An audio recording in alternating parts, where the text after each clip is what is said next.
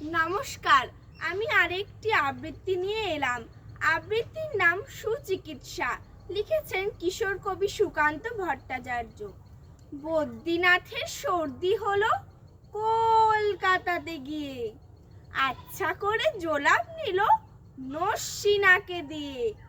Doctor এসে বলল কেসে, বড়ই কঠিন ব্যামো, এসব কি সুচিকিৎসা?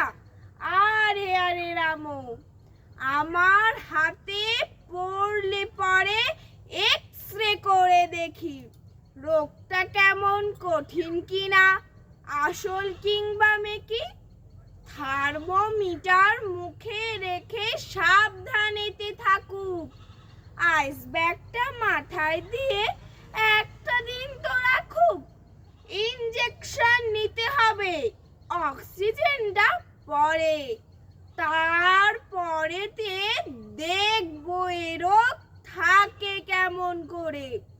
পল্লীগ্রামের বদ্রীনাথ অবাক হলো ভারী, সর্দি হলে এমন ধন্য ডাক্তারি। নমস্কার।